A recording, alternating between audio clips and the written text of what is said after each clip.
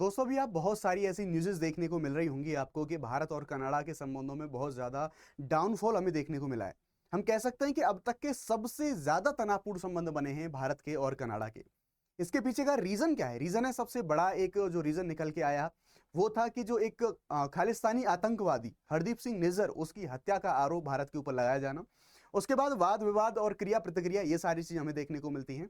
इसके साथ-साथ ही एक बड़ा डेवलपमेंट हमें अभी ये देखने को मिल रहा है कि कनाडा के प्रधानमंत्री जस्टिन ट्रूडो के द्वारा भारत के ऊपर लॉरेंस बिश्नोई की हेल्प का सहारा लेने का आरोप लगाया गया है।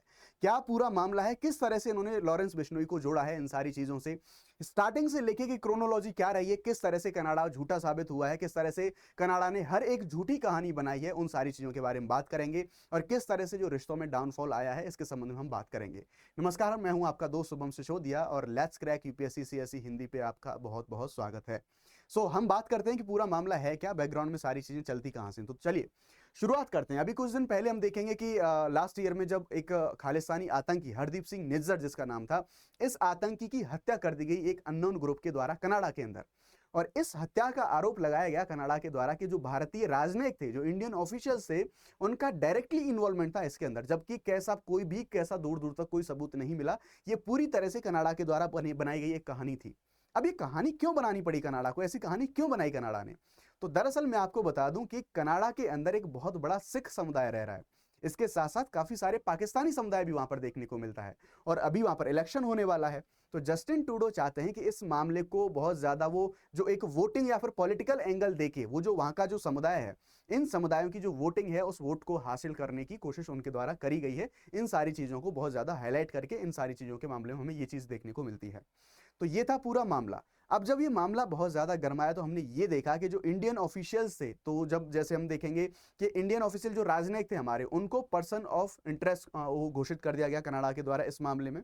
तो फिर उनकी सुरक्षा पर एक क्वेश्चन मार्क लग गया, तो भारत के द्वारा उनको वापस अपने देश में बुला लिया गया कि भाई आपकी सिक्योरिटी वहाँ खतरे में, तो आप अपने देश भारत आ जाइए। लेकिन कनाडा के द्वारा यहाँ पर ऐसा माहौल बनाने की कोशिश करी है कि भाई इंडियन ऑफिशियल्स को हमने निकाला है, जबकि ऐसा नहीं था। इंडिया ने खुद उनको बुलाया था, बल्कि उल्टा इंडिया ने भारतीय जो विदेशी दूतावास था वहां पर कनाडा के 6 राजनयिक थे, उनको वापस उनके देश भेज दिया था। तो ये पहली एक झूठी चीज यहाँ पर देखने को मिलती है कनाडा की। दूसरी बात, अब हम आगे ये देखेंगे कि किस तरह से ये सारा कवर अप करने की कोशिश करी गई अभी का जो सारा मामला है उसके साथ। जब ये तनाव और ज्यादा बढ़ा तो इसमें जो कनाडा है उसके द्वारा जो एक दबाव बनवाया गया जो फाइव आइज अलायंस कंट्रीज हैं उनके द्वारा। फाइव अलायंस कंट्रीज कौन से हैं? हम जानते हैं सेकेंड वर्ल्ड वॉर के बाद में ये जो 5 कंट्रीज आते हैं मिलके एक इंटेलिजेंस शेयर करने का एक ऑर्गेनाइजेशन बनाते हैं। इसमें कौन कौन था?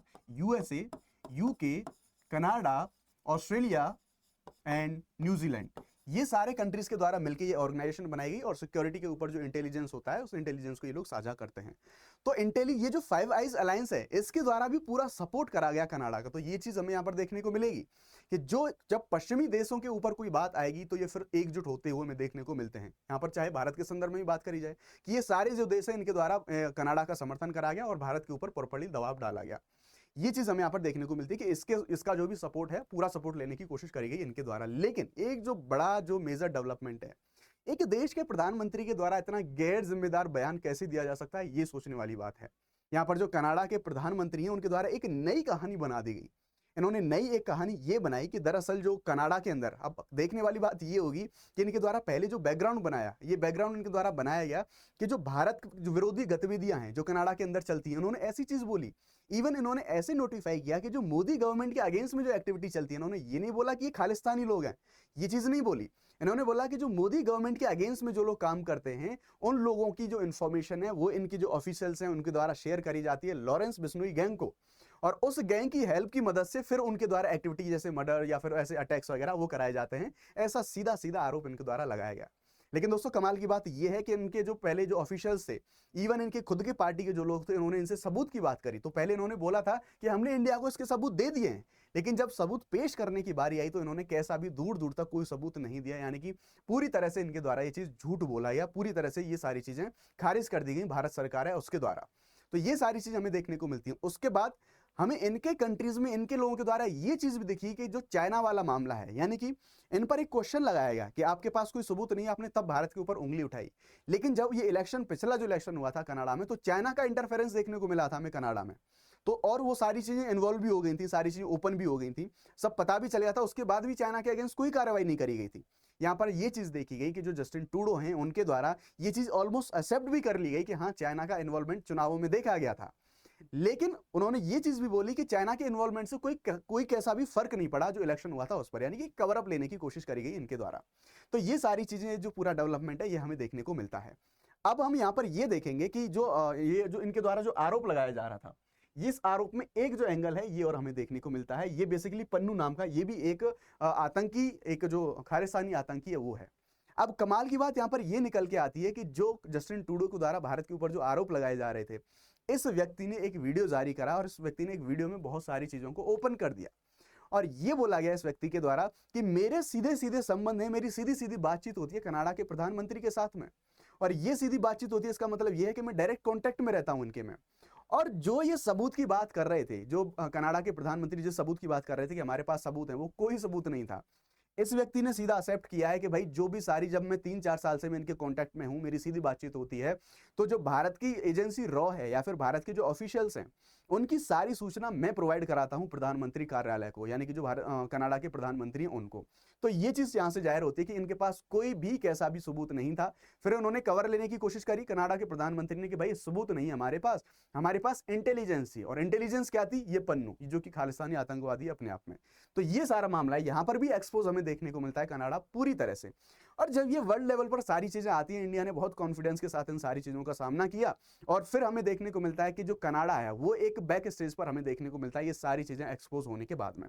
ठीक है, तो कोई कैसा भी प्रूफ नहीं मिला, ये चीज एडमिट करिए। यहाँ पे निज्जर जो किलिंग थी इसके मामले में प्रधानमंत्री के द्वारा, ट्रूडो के द्वारा, और उन्होंने फिर ये कवर लिया गया कि भाई हमारे पास इंटेलिजेंस थी। तो इंटेलिजेंस में और सबूत में बहुत अलग फर्क होता है, सीधी सी बात है। और इंटेलिजेंस भी किसकी थी? ये पन्नू जो आतंकवादी जिसके बारे में मैंने आपको बताया, ये था पूरा मामला। अब जब ये चीज निकल के आई कि भारत के ऊपर जब इतने गैर जिम्मेदार तरीके से जो सारे एलिगेशंस लगाए गए, इन एलिगेशंस के जब जवाब दिए गए तो भारत के द्वारा बहुत कड़ी प्रतिक्रिया दी गई कनाडा को, और सीधी सीधी अपना जो नाराजगी है वो पूरी तरह से जाहिर करी गई कि भारत के ऊपर आपने एक बहुत बड़ा सीरियस एलिगेशन गलत तरीके से पूरा लगाया गया और हमारी जो इमेज है उसको आपने खराब करने की कोशिश करी। डेफिनेटली एक इतना गैर जिम्मेदाराना तरीके से बिना किसी सबूत के ऐसे अगर कोई आरोप लगाए जाते हैं। तो ये था अब तक का मामला कि किस तरह से इन्होंने एक झूठी कहानी बना के कैसे चीजों को पेश करने की कोशिश करी, और ये हो क्यों रहा है, क्योंकि जैसा मैंने आपको बताया कि जस्ट सिर्फ वोट बैंक का मामला, ये सारी चीजें इनके द्वारा करी जा रही हैं। और ये था अब तक का पूरा सारा का सारा डेवलपमेंट। तो जबरदस्ती जो लॉरेंस बिश्नोई गैंग है उसको इसमें लाने की इनके द्वारा कोशिश करी गई, और अभी तो ये सीन हो रहा है कि ये कुछ भी स्टेटमेंट दे रहे हैं, कुछ भी बोल रहे हैं, और बहुत ही इर्रेस्पॉन्सिबल तरीके से ये सारी जो बातें इनके द्वारा करी जा रही हैं। ये था अब तक का पूरा डेवलपमेंट, पूरा मामला ये हमें देखने को मिलता है। अब आपके लिए एक इंपॉर्टेंट इन्फॉर्मेशन है लास्ट में, अगर आप यूपीएससी सीएससी एग्जाम 2025 या 26 में आप अटेम्प्ट देने वाले हैं तो आपके लिए ये जो अनअकैडमी का बैच है ये बहुत ज्यादा हेल्पफुल साबित हो सकता है। इस पूरे बैच को आप अवेल कर सकते हैं जस्ट इन 24,999 में, और ये आप तब अवेल कर पाएंगे जब आप ये कोड अप्लाई करेंगे, एंड दिस कोड इज शुभ50। आप ये कोड लगाएंगे तो आपको मैक्सिमम अमाउंट जो है डिस्काउंट के रूप में आपको जो है यहाँ पे देखने को मिल जाएगा। इसके साथ साथ हम ये देखेंगे कि आपको इसे वन स्टॉप सॉल्यूशन के तौर पर आप इस बैच को देख सकते हैं, जिसमें आपको पूरा complete GS CSAT test series evaluation के साथ में, और इतना ही नहीं, आपको 1-to-1 मेंटर भी मिलते हैं गाइडेंस के लिए। वो आपको सारी चीजें बताएंगे, क्लासेस की पीडीएफ पीपीटी वो भी सारी चीजें आपके साथ में शेयर करी जाएंगी। अगर आप इंटरेस्टेड हों तो आप जो दिया गया नंबर है, यानी कि नंबर है आपका 8585858585, इस नंबर पर आप लोग कॉल कर सकते हैं।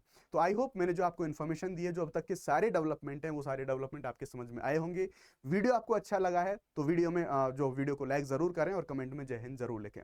थैंक यू वेरी मच, जय हिंद, bye bye, let's crack it.